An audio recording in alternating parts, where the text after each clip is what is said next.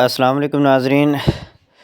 فلاویوس ارحان صاحب سے کہتا ہے کہ تمہارے باپ نے میرے باپ اور تم نے میرے بھائی کو مار ڈالا ہے، جس کی وجہ سے آج میں تمہیں مار ڈالوں گا۔ اس قسط میں ہم دیکھیں گے کہ فلاویوس ارحان صاحب کے اوپر تلوار لے کر کھڑا ہے اور کہہ رہا ہے کہ اتنا کافی نہیں تھا کہ جہاں میں پیدا ہوا اور جہاں میں نے پرورش پائی، اس برسا شہر کی طرف تم ہاتھ بڑھا رہے ہو۔ میں تجھے اسی وجہ سے آج مار ڈالوں گا۔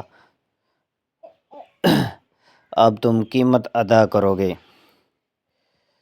ارحان صاحب گنجی چڑیل یعنی ہیکٹر کی طرف دیکھتے رہتے ہیں اور ارحان سے کہتے ہیں کہ تمہاری عمر بھر اپنی پیٹ کی حفاظت کرنی چاہیے تھی۔ فلاویوس سے ارحان صاحب کہتے ہیں کہ تمہیں میرے پیچھے چھوڑ جانے والے ہزاروں ترکوں میں سے کوئی ایک یقیناً ایک دن میرا انتقام تجھ سے ضرور لے گا۔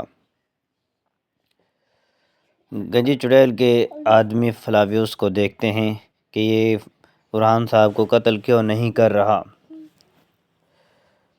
میں تمہارے بعد تمہارے باپ کو بھی جہنم میں بھیج دوں گا۔ فلاویوس ارحان سردار سے کہتے ہیں کہ بالکل فکر نہ کرو، میں یہ ادھورا کام ضرور پورا کروں گا، تمہارے باپ، تمہارے بھائی اور مقدس ماب کے لیے۔ فلاویوس کہتا ہے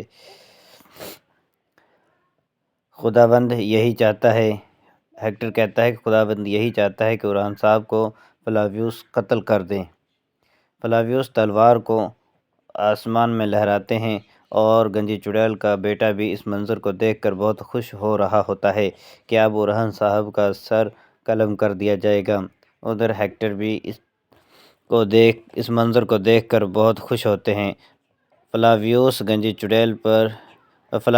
ارحان سردار کو مارنے لگتے ہیں تو فوراً ارحان سردار کے ساتھی آ کر اس پر تیروں کی بارش کر دیتے ہیں، جس کی وجہ سے فلاویوس زخمی ہو جاتا ہے اور ارحان سردار پیچھے مڑ کر دیکھتے ہیں کہ فلاویوس کو تیر لگتا ہے، اور دوسری طرف فلاویوس اور ہیکٹر کہتا ہے کہ لعنت ہو، یہ کہاں سے آ گئے، لعنت ہو ان ترکوں پر، یہ کہاں سے آ گئے۔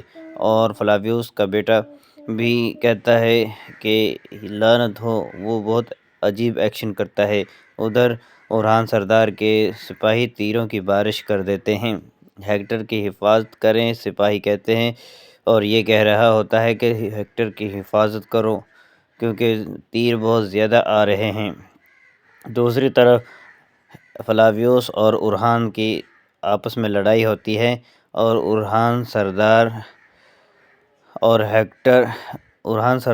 فلاویوس ارحان سردار کو دھکا دیتا ہے کہ یہاں سے نکل جاؤ، اور ہیکٹر اس منظر کو دیکھ رہا ہوتا ہے اور ہیکٹر کہتا ہے ارحان تم بچ کر نہیں جا سکتے۔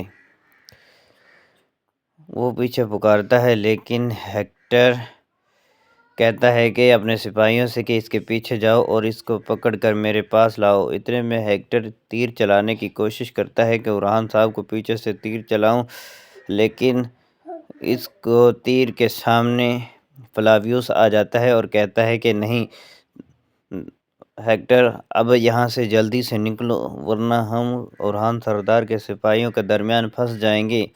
تمہاری آنکھیں بہت تیز ہیں۔ ہیکٹر کہتا ہے فلاویوس سے کہ تمہاری آنکھیں بہت تیز ہیں، تم نے میری جان بچائی، کاش کہ تمہارے آدمیوں کی آنکھیں بھی اتنی تیز ہوتی۔ فلاویوس ہیکٹر سے کہتا ہے اور کہتا ہے کہ جلدی سے یہاں سے نکلو ورنہ ارحان سردار کے سپاہی ہمیں آ کر گھیر لیں گے۔